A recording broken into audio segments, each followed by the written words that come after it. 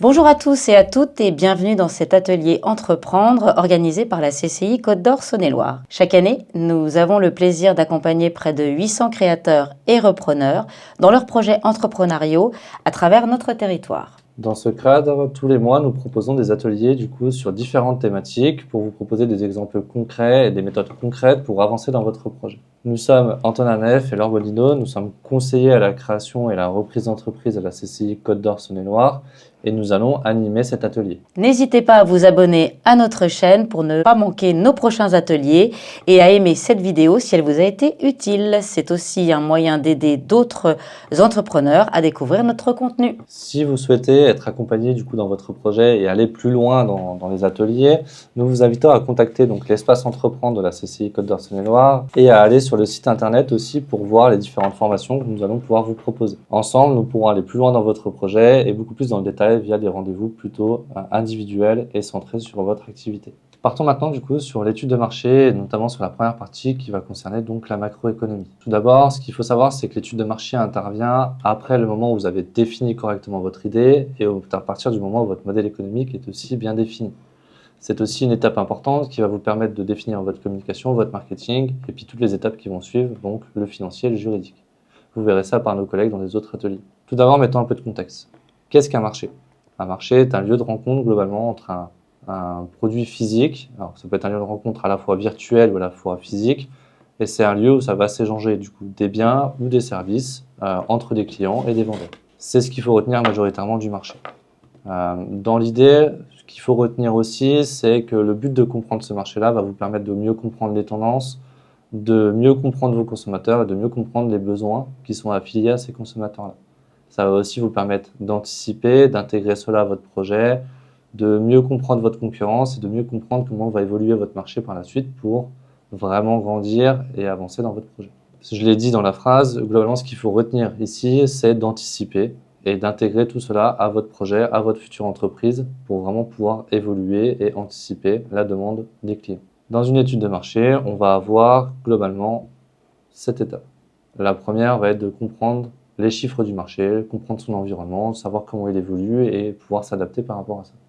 Ça va être la deuxième étape de comprendre les tendances, de savoir qu'est-ce qui est populaire et qu'est-ce qui est moins populaire. Comprendre ensuite qui vont être nos cibles, qui vont être les clients, quelles sont leurs habitudes d'achat, leurs habitudes de consommation. Comprendre aussi le parallèle entre vous et le marché. Ça va être assez important de comprendre ça. De comprendre aussi la réglementation qui va toucher votre futur métier. Comprendre les acteurs existants aussi sur le secteur et enfin de pouvoir mettre en place une stratégie à la fois pour évoluer et aussi pour mieux anticiper vos objectifs futurs. Maintenant, je vais passer la main à Laure pour qu'elle puisse vous expliquer un peu l'exemple sur lequel on va s'appuyer lors de cet atelier. Donc l'exemple qu'on a décidé de prendre justement pour être un petit peu plus concret sur cet atelier, c'est l'exemple d'un food court sur la ville de Beaune. Un food court, c'est quoi ? C'est un hall type hall alimentaire où on va retrouver en fait divers restaurants et un bar central au milieu duquel les gens vont pouvoir venir se restaurer et choisir leur boisson. L'idée, c'est d'avoir un espace commun de consommation qui soit un espace convivial avec différentes formes de cuisine, différentes formes d'origine de cuisine, de plats cuisinés proposés par des restaurateurs indépendants. Voilà l'idée sur laquelle on a décidé de partir et qui va nous suivre, en fait, qui va être le fil conducteur de tout notre atelier. Voyons maintenant plus clairement ce que c'est une étude de marché. Alors, une étude de marché, en fait, elle va vous permettre notamment de comprendre, d'explorer. Ça va être un travail d'exploration pour comprendre le marché et pouvoir vous adapter aussi aux attentes des clients, notamment de faire le lien en fait entre les clients, leurs besoins et le produit ou le service que vous allez leur vendre. C'est l'idée principale du sujet. Il y a 4 choses dans un marché qu'il faut comprendre. Le premier intérêt, c'est de comprendre est-ce qu'il y a un potentiel de marché? Est-ce qu'il y a vraiment une demande? Est-ce qu'il y a vraiment quelque chose qui existe? Et quelle est-elle actuellement? Ensuite, on va essayer de comprendre ses clients. Qui vont être les clients? Quel est l'intérêt qu'ils vont avoir dans notre projet? Et ensuite, comment on va pouvoir nous se différencier par rapport aux concurrents qui existent? Alors, ça va être soit se différencier, soit essayer de les copier, c'est-à-dire de faire un peu comme eux, pour ensuite pouvoir jouer sur une stratégie un peu différenciée. Et enfin, le dernier point, qui va être aussi important, alors ça dépend tout à fait de votre projet, mais ça peut être aussi d'aller convaincre des partenaires qu'ils soient financiers ou commerciaux. L'intérêt de tout ça, à la fin, c'est de mieux vendre. C'est de vous permettre de vendre au mieux votre produit, au mieux votre service et surtout de vous vendre vous au mieux auprès des partenaires. On va s'appuyer majoritairement sur la première partie sur quels sont les outils dont je vais avoir besoin et sur quel site je peux m'appuyer pour aller faire des recherches. Alors il y a plusieurs choses qui existent, hein. Soit vous pouvez vous faire accompagner par des organismes qui vont vous aider en vous donnant des chiffres, en vous donnant des stats. Soit vous pouvez vous rapprocher aussi de cabinets d'études, hein, qui ont pu faire des études, mais du coup qui vont être payantes dans ces cas-là. Ou alors vous pouvez vous appuyer par un grand ami que tout le monde a, qui est Google, globalement, qui vous permet d'avoir quand même toutes les stats assez facilement et qui vous permet d'avoir déjà une première idée de l'existence du marché et puis de ces chiffres. On va regarder ça du coup pour notre exemple de food court. Donc je vais laisser Laure vous présenter un peu les chiffres qui existent actuellement sur le marché de la restauration. Donc au niveau des tendances nationales, au niveau des chiffres d'affaires donc de la restauration, on a constaté sur l'année 2023, nous sommes à plus de 179 000 restaurants, donc selon les derniers chiffres parus. On essaye toujours d'avoir des chiffres qui soient les plus récents possibles pour être le plus crédible possible au niveau de notre projet et surtout des investisseurs. Le ticket moyen en restauration en France est de 16 € au niveau de la salle, donc quand on est sur une restauration en salle, et il est de 23 € si on fait une commande en ligne. Pour qu'une activité de restauration soit vraiment rentable, la marge brute sur les produits solides doit atteindre entre 70 et 75% et 85% pour les produits liquides. Sur d'autres chiffres, on va aussi constater le coût des matières premières qui représente environ 34,2% du chiffre d'affaires des restaurateurs. Ça, c'est une source KPMG, Gira l'addition.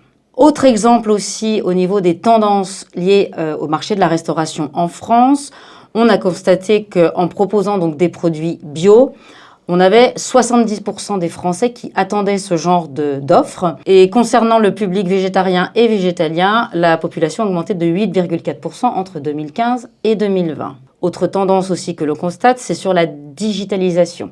La digitalisation est également une opportunité puisque aujourd'hui, on a quand même 70% des chefs français qui sont présents sur Instagram et 47% des restaurants qui proposent une réservation en ligne. Enfin, on peut constater aussi une croissance du chiffre d'affaires en 2022 de 7% par rapport à 2019, ce qui démontre effectivement un regain d'intérêt des consommateurs pour la restauration. On constate aussi l'adaptation des restaurateurs aux nouvelles tendances de consommation telles les produits locaux, 66%, les végétariens 32% et surtout les options de vente à emporter 31%.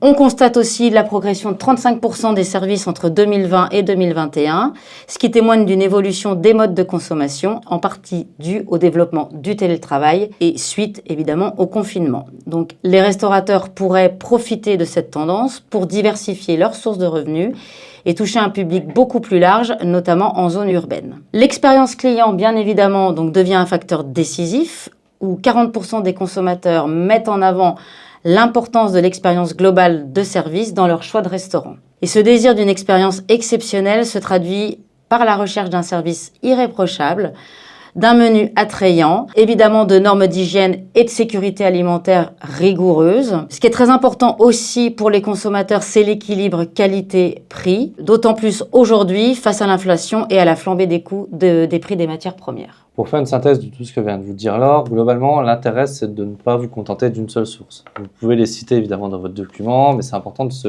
référencer avec plusieurs sources. L'intérêt premier, c'est éviter d'avoir des chiffres qui sont totalement faux, et c'est aussi de permettre de croiser l'information pour peut-être faire une moyenne du chiffre aussi, pour s'y retrouver et avoir quelque chose de plus réaliste avec le marché. Le deuxième point, c'est important aussi que vous l'ayez en tête, c'est que même si c'est en dehors de votre projet, une fois que votre entreprise est créée, il va être hyper important de rester en veille. Le marché il bouge tout le temps, il est tout le temps évolutif, les tendances aussi évoluent.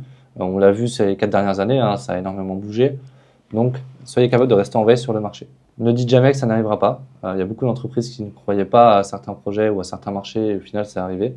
Donc, prenez toujours en compte cela et essayez de vous baser vraiment sur les tendances et sur les évolutions. Et enfin, c'est plutôt un conseil, essayez de prendre le bon virage au bon moment.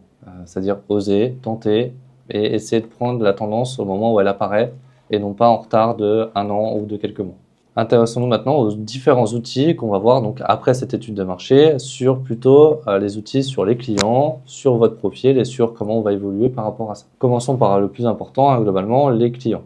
Comment va-t-on segmenter les clients? Alors, les clients, l'intérêt c'est de pouvoir les découper en groupes de personnes qui ont en gros le même besoin qui vont attendre la même chose pour y répondre, qui sont prêts à payer le même prix, qui vont utiliser les mêmes canaux de communication, les mêmes canaux de consommation, pardon, et enfin qui vont, du coup, dans votre stratégie, être définis d'une certaine manière et qui vont correspondre à une offre particulière et pas à toutes les offres que vous allez proposer. Donc, comment segmenter? Il y a 3 critères majoritaires dans la segmentation. Tout d'abord, il faut que votre segmentation elle soit mesurable. Il faut qu'elle soit accessible, c'est-à-dire que vous allez pouvoir aller toucher votre cible et non pas juste vous dire bah voilà, je vise ces gens-là, mais je ne sais pas comment y aller et je pense qu'ils sont intouchables. Et enfin, il faut que ce soit une cible qui soit rentable. Alors, on est quand même une entreprise, notre but est quand même de gagner de l'argent à un moment donné, d'avoir une rentabilité. Donc, il faut que ces personnes-là soient solvables et qu'on puisse du coup aller chercher la rentabilité derrière. Ça, en gros, ça va être votre marché. Une fois que vous avez bien défini vos cibles et vos segmentations, ça va être votre marché. Pour faire ça, on a un outil du coup qu'on va appeler un persona. Ça va être un outil qui va vous permettre de vraiment vous projeter dans la tête d'un client.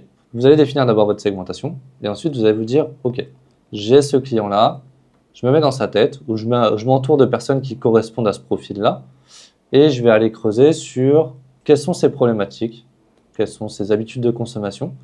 Qu'est-ce qui actuellement l'empêche de répondre à ces problématiques? Et donc, qu'est-ce que va attendre cette personne pour qu'on puisse répondre? Et donc, quels vont être ses critères en fait d'attente pour qu'une entreprise réponde à ses besoins? Et en face de ça, vous allez pouvoir définir en fait quelle est l'offre que vous allez pouvoir définir pour cette personne-là pour résoudre tous ces problèmes et répondre au maximum à ces critères. On va prendre notre exemple donc sur le food court et on va vous présenter un peu différents profils qu'on peut avoir et potentiellement 1 ou 2 problématiques aussi qui peuvent être liées. Donc, je vais passer la main alors. En fait, on va avoir 3 exemples de personas en fonction de 3 cibles qu'on a décidé de définir. La première cible étant les familles. La deuxième cible, ce sont les personnes seules, accompagnées, célibataires, en couple, peu importe, qui aiment sortir entre amis, qui ont envie de passer un moment convivial. Et puis la troisième cible, donc le troisième persona qu'on va prendre, ce sont les cadres qui souhaitent prendre un repas entre collègues ou avec des clients. Voilà donc les 3 personas. Et si vous voyez le slide, on a pris l'exemple d'Amandine. Donc voilà un petit peu comment on va s'articuler un persona. On a déjà le profil de la personne, son âge, son diplôme, sa situation maritale, la ville où elle habite, le métier qu'elle exerce. Après, on va essayer d'identifier, de réfléchir aux problèmes qu'elle a aujourd'hui en termes de restauration. Donc aujourd'hui, Amandine, elle ne trouve pas de restaurant avec une vraie carte pour son régime alimentaire. Elle n'a pas de lieu où elle se sent comme chez elle. Ça, c'est sa problématique. Les freins qu'elle va effectivement avoir, c'est le manque de choix à la carte, le peu de propositions de produits, et puis des prix surtout qui sont assez élevés. Et ses habitudes de consommation à Amandine, on a pu constater, elle est végétarienne depuis plus de 10 ans, elle aime sortir 2 à 3 fois par semaine au restaurant, entre amis ou juste en famille. Elle aime manger au calme et elle veut discuter autour d'un bon verre de vin. Voilà, elle est très, très, très branchée réseaux sociaux. Ses critères de décision, elle aime avoir des produits de qualité, de saison, à un prix qui soit plutôt abordable quand elle sort en famille ou entre amis. Elle aime surtout avoir une carte qui soit assez variée concernant les produits végétariens, ce qui n'est quand même pas toujours le cas aujourd'hui. Tout ça dans un cadre chaleureux. Et puis les facteurs clés de succès pour Amandine, ce serait de lui proposer une carte végétarienne avec au moins 5 plats minimum pour que ça lui fasse un choix. Travailler surtout avec des produits de saison et changer la carte selon les saisons, évidemment. Travailler aussi en circuit court avec des produits locaux et avoir une formule famille avec un prix réduit. Voilà. Donc voilà le type de persona qu'on va pouvoir travailler et qui va nous permettre justement de réfléchir à l'offre qu'on va pouvoir proposer en face. Ce qu'il faut retenir, alors ça va être un peu une phrase un peu bateau qu'on peut dire comme ça, ou ça fait un peu phrase de businessman un peu motivant. Mais l'idée, c'est que quand vous allez vouloir plaire à tout le monde, en fait, vous allez toucher personne. D'où l'importance de segmenter. Si vous visez absolument tout le monde, globalement, votre communication ne va pas être claire, votre message ne va pas être clair et votre offre ne va pas correspondre à un seul besoin, mais à plusieurs et peut-être du coup être moins efficace en termes de pertinence. Donc c'est important de retenir qu'il faut vraiment segmenter pour pouvoir toucher un maximum de personnes dans sa cible. Intéressons-nous à un 12e outil. Le 2e outil donc, va être un SWOT. Peut-être que certains en ont déjà entendu parler, c'est des sujets qu'on parle souvent en entreprise ou même dans les études pour certains. Donc cette matrice-là, en français, donc, va s'appeler un FFOM, globalement, donc pour force, faiblesse, opportunité, menace. Nous, la manière dont on va l'aborder, donc les forces et les faiblesses vont être abordées d'une manière à dire quelles sont les forces et faiblesses que j'ai moi en tant que personne pour me lancer dans ce projet-là. Donc, quelles sont les compétences, les connaissances, le réseau que je peux avoir, mais également les faiblesses que j'ai, c'est-à-dire peut-être les compétences que je n'ai pas encore, peut-être les connaissances que je n'ai pas. Et donc pouvoir un peu évaluer tout ça pour se projeter aussi et voir si déjà on a des choses à mettre en place ou non. Et sur les opportunités et les menaces, là on va plutôt s'intéresser au marché. On a fait une étude de marché avant, l'objectif c'est de retirer là-dedans quelles sont les opportunités en fait qu'on a détectées, sur quoi on va pouvoir s'appuyer pour vraiment lancer son activité, et quelles sont les menaces qui vont toucher le marché, sur lesquelles on n'a aucune main, c'est-à-dire très peu de contrôle, et donc sur lesquels il va falloir être vigilant tout au long de la vie de son entreprise pour pouvoir vraiment avoir un regard et être efficace aussi en développement. Comme le cas d'avant des personas, on va regarder un exemple du coup avec Laure sur le cas de notre food court et sur le cas des restaurants. Donc si je prends notre restaurateur qui veut se lancer dans la création d'un food court, je vais déjà mettre en avant ses forces, ses faiblesses, comme le disait Antonin. Donc ses forces, on constate qu'il a une expérience de 10 ans en tant que gérant de restaurant, donc c'est un milieu qu'il connaît particulièrement bien. Il est plutôt à l'aise avec le client parce que c'est quelqu'un qui aime beaucoup le relationnel, donc il est plutôt très à l'aise là-dessus. C'est quelqu'un de très organisé. On est aussi sur un concept complètement inexistant dans la ville et sur une innovation totale. Ça, c'est ses forces. En revanche, ses faiblesses, on a pu constater qu'il manque de compétences, notamment en termes de comptabilité et de communication. La deuxième faiblesse aussi qui va le concerner, c'est qu'il n'a pas encore de notoriété dans la ville parce qu'il n'est pas habitant de Beaune depuis très longtemps et qu'il n'a pas un réseau qui est extrêmement développé. Et puis la troisième faiblesse qu'on a pu mettre en avant, c'est qu'il a un apport personnel qui est assez faible pour un projet qui, somme toute, va demander des investissements assez conséquents. En termes d'opportunités et menaces, donc si on regarde par rapport à l'environnement qui l'entoure, on est sur un concept complètement inédit, complètement inexistant dans la ville où il y a déjà une quantité assez importante de restauration. Il y a une offre qui est quand même assez développée, mais ce concept-là n'existe pas. C'est une opportunité pour notre restaurateur. La deuxième opportunité, c'est qu'il va pouvoir bénéficier du tourisme. On est sur une ville qui est extrêmement touristique et extrêmement dynamique. Et puis aussi, il va pouvoir bénéficier de la croissance du secteur de la restauration, comme on l'a dit tout à l'heure, en termes de chiffres au niveau national, puisqu'on est sur une croissance à hauteur de 7%. En ce qui concerne les menaces, on va effectivement constater, et on vient déjà de le dire, qu'il y a une très très forte concurrence sur la ville de Beaune. On a une deuxième menace aussi dont on est au courant, c'est la législation et la réglementation qui sont vraiment deux éléments très forts sur ce secteur d'activité qu'est la restauration. On a aussi un troisième élément dont il ne faut pas négliger, c'est l'inflation qui va fortement impacter les charges et donc le prix de vente, le panier moyen. Et puis bien évidemment, ce qui en déduit de cette inflation, c'est le pouvoir d'achat des clients qui est en forte baisse. Donc voilà un petit peu ce qu'on peut dire sur le SWOT de notre exemple de restauration. Pour rebondir sur ce que vient de dire Laure, en s'appuyant sur son SWOT, ce qui va être important aussi, et que je n'ai pas forcément dit juste avant, mais c'est important aussi de réfléchir à comment vous allez pouvoir corriger ou compenser les faiblesses que vous avez. On a vu que dans l'exemple, il avait des faiblesses dans la comptabilité, dans la communication. Lui, par exemple, notre chef d'entreprise va pouvoir peut-être se faire accompagner par un expert comptable, ce qui va lui permettre de se décharger en fait de cette capacité de comptabilité et donc de rester professionnel dans son métier tout en ayant un suivi de chiffres assez important. C'est vraiment un point important aussi là-dessus, c'est de vraiment retenir qu'il faut que vous ayez une manière de corriger ces faiblesses-là, ou en tout cas une manière de les compenser pendant une certaine période. On va s'intéresser maintenant, après le SWOT, à la réglementation. Donc Laure l'a dit, mais on l'a vu aussi dans le SWOT, la réglementation va beaucoup toucher ce secteur-là. Selon vos secteurs, selon votre activité, vraiment aller faire des recherches pour savoir un peu toute la réglementation qui va entourer, toute la législation qui va encadrer cela, et puis aussi pouvoir anticiper potentiellement les nouvelles lois ou les nouvelles règles qui vont s'appliquer à votre secteur. On va regarder avec l'exemple qu'on a pris, les premières règles, on va dire, ou les premières réglementations sur lesquelles il faut faire attention. Alors le secteur de la restauration est un secteur qui est extrêmement réglementé. Donc la liste n'est pas exhaustive, mais on a déjà essayé de lister quelques règles dont il faut avoir la connaissance, notamment le permis d'exploitation qui est obligatoire, la licence 4, et puis les normes HACCP, puisqu'il faut aussi avoir la formation hygiène pour pouvoir exercer dans ce secteur d'activité. On va noter également dans cette liste, qui, je rappelle, n'est pas exhaustive, l'obligation d'afficher toutes les boissons non alcoolisées, et puis les prix qui sont obligatoirement aussi affichés pour le client. Voilà, donc je vous laisserai bien évidemment faire la suite des recherches, puisque il y a vraiment d'autres réglementations concernant ce secteur d'activité, et à chaque secteur d'activité, on va retrouver une législation spécifique et une réglementation spécifique. N'oubliez pas que parfois, selon les secteurs dans lesquels vous êtes, vous n'avez pas forcément de législation. Pour le coup, il y a encore des secteurs où il n'y a pas de réglementation, où la réglementation est très très faible, mais renseignez-vous malgré tout pour être sûr qu'il n'y ait pas une réglementation qui va arriver par la suite. C'est toujours important d'anticiper quand même ce qui va se passer dans votre marché.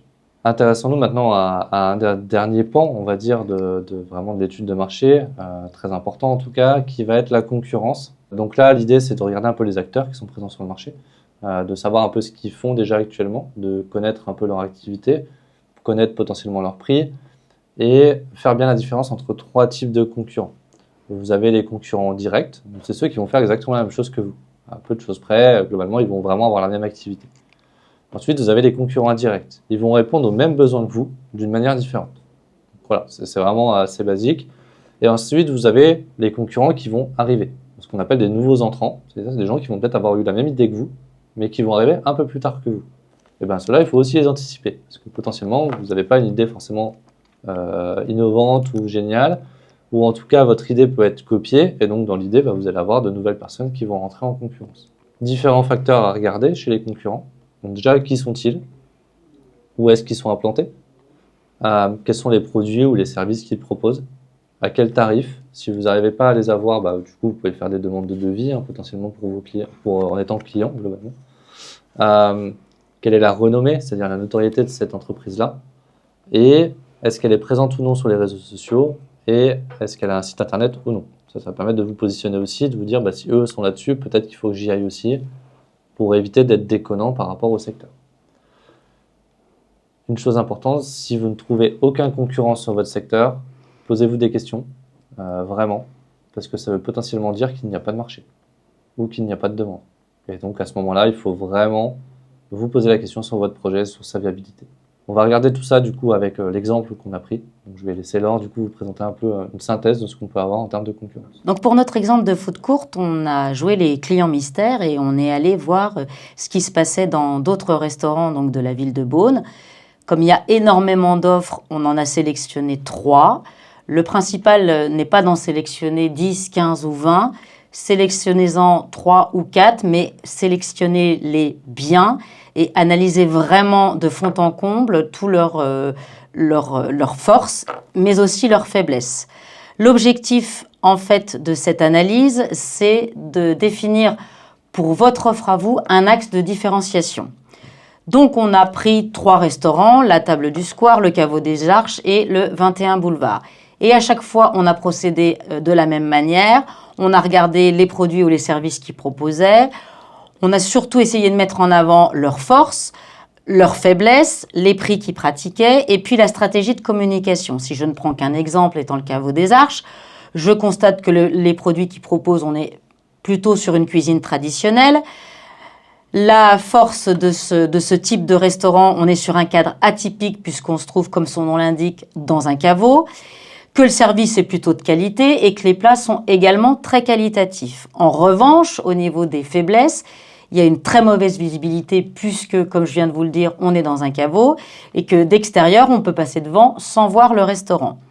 Au niveau des prix, on a constaté un panier moyen sur un menu entrée plat dessert de 38 € environ.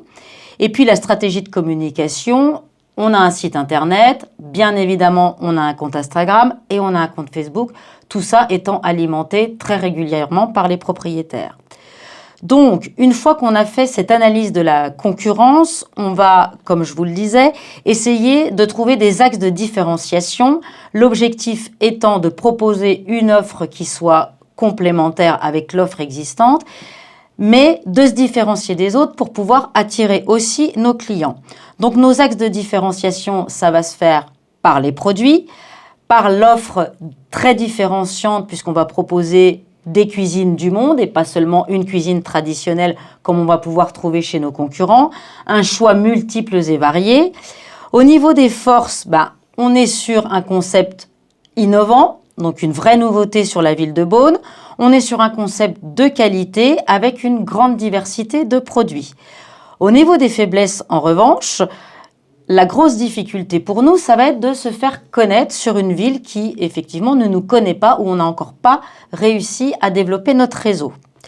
En matière de prix, on va justement, pour contrer un petit peu ce que font les concurrents aujourd'hui sur cette ville, essayer de viser des prix qui soient un petit peu plus abordables pour attirer une clientèle différente et supérieure aux autres.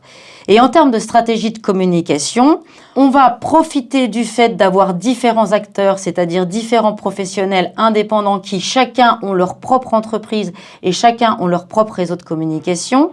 On va essayer de profiter d'eux justement pour démultiplier la communication du réseau et donc du food court. En parallèle de ça, du coup, pour faire un peu pareil une synthèse et puis surtout vous donner quelques conseils pour votre analyse de concurrence, vous pouvez appeler des confrères, c'est-à-dire que vous pouvez aller sur d'autres régions que là où vous êtes et du coup les appeler pour échanger un peu sur concrètement qu'est-ce que eux proposent, comment ils fonctionnent par rapport à leurs concurrents et comment ils arrivent à se différencier un peu sur le marché. Ça peut être aussi pour des gens qui ne sont pas du métier d'aller faire un stage d'immersion. Souvent les entreprises sont assez ouvertes à ça, d'aller vous immerger du coup dans l'entreprise pour déjà voir si ça vous correspond ou pas.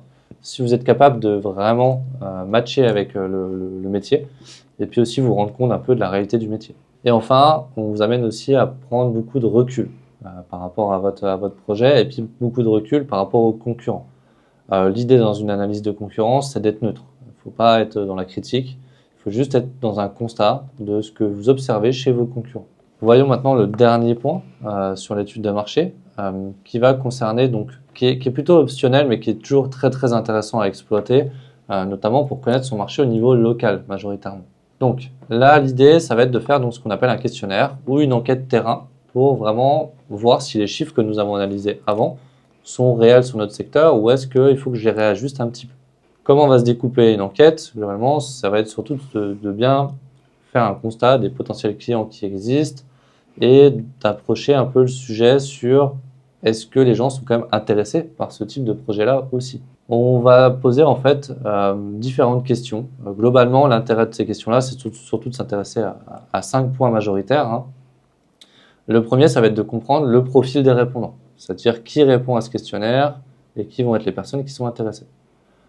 Ensuite, on va s'intéresser à leurs habitudes de consommation. Ce qu'on disait avant, on s'est intéressé dans les personas à se projeter dans la tête de quelqu'un. Maintenant, on va essayer d'aller voir si cela se vérifie ou non avec les profils qu'on aura identifiés. Ensuite, on va regarder si les gens sont quand même intéressés ou non par notre projet. Parfois, ça peut faire un peu mal de se dire en fait, la majorité des gens ne sont pas intéressés, mais ça peut vous donner une prise de recul réelle sur est-ce que ça vaut le coup que j'y aille ou non. On va aussi s'intéresser dans cette partie-là à quelles sont les attentes de ces clients par rapport à votre projet. Qu'est-ce qu'ils aimeraient retrouver, quel prix, voilà, toutes ces notions-là. Et ensuite, on va s'intéresser du coup au budget qui sont prêts à louer par rapport à vos offres. Alors que ce soit des services ou que ce soit des produits, on va vraiment s'intéresser à ça majoritairement en prenant en compte qu'il ne faut pas fixer des prix déjà très, très établis, on va dire, dans le questionnaire, mais plutôt des tranches de prix pour vous laisser une marge de sécurité, pouvoir jouer avec les valeurs quand vous allez aller voir après vos fournisseurs ou d'autres personnes, et puis faire un vrai constat et pouvoir mieux matcher avec le marché et être rentable, c'est toujours la même solution derrière. Et enfin, le 5e intérêt du questionnaire, ça va être de récupérer potentiellement une base de données clients en récupérant potentiellement des adresses mail ou des contacts qui vont vous permettre au moment du lancement de directement lancer une campagne publicitaire auprès de ces personnes pour tout de suite avoir des premiers clients et des premiers prospects pour ensuite les convertir et donc les fidéliser par la suite. On va vous montrer un peu avec un exemple ce que ça peut donner aussi et concrètement comment on va pouvoir vous présenter avec quelques conseils l'intérêt de ce questionnaire. Donc l'idée, c'est de construire un questionnaire avec environ une quinzaine de questions. Donc on vous montre un exemple de questionnaire toujours sur notre foot courte qu'on va vouloir diffuser, qu'on va essayer de diffuser notamment sur les réseaux sociaux. L'objectif de ce questionnaire, c'est justement, comme le disait Antonin, d'analyser en local tous les constats qu'on a pu faire au niveau national. Vous pouvez déjà, un conseil, tester ce questionnaire auprès de votre entourage. Ça peut être une première porte d'entrée. Ça vous permet de le tester, de le faire lire et puis de récolter les critiques, si critiques il y a. Et puis d'adapter aussi le mode de diffusion selon la cible. Si vous ciblez effectivement des personnes âgées, vous allez éviter de diffuser ce questionnaire sur Instagram, mais plutôt sur Facebook. Et inversement, si vous ciblez des jeunes de 16 à 20 ans, privilégiez TikTok. Une fois que vous avez diffusé votre questionnaire, vous allez, à la suite des réponses que vous aurez eues, faire une analyse. Et le site Google Forms peut vous permettre justement rapidement d'avoir une analyse assez détaillée des résultats que vous aurez eus. En plus de ça, donc Google Forms, c'est là où vous allez vraiment faire votre questionnaire. Hein. C'est un conseil plus qu'une obligation, globalement. Mais l'idée, c'est vraiment d'utiliser ce site-là parce que si vous avez une adresse Google, globalement, tout est gratuit. Toute analyse est gratuite et tout le cumul des questions que vous allez avoir va se faire automatiquement. Vous n'avez pas besoin de reprendre à chaque fois un questionnaire par un questionnaire. Tout va s'agrémenter naturellement et donc ça va être plus facile pour vous. Cet atelier touche à sa fin. Merci à tous pour votre attention. Nous espérons que vous avez trouvé des réponses à vos questions ou que cela a suscité de nouvelles réflexions. Nous vous invitons à vous inscrire au prochain atelier pour aborder différentes thématiques et aller plus loin dans vos projets. Nous vous invitons aussi à vous faire accompagner par nos services si vous avez besoin pour aller plus vite dans votre projet. Nous vous souhaitons beaucoup de succès dans vos projets entrepreneuriaux. À très bientôt et n'oubliez pas de vous abonner à notre chaîne pour ne rien manquer.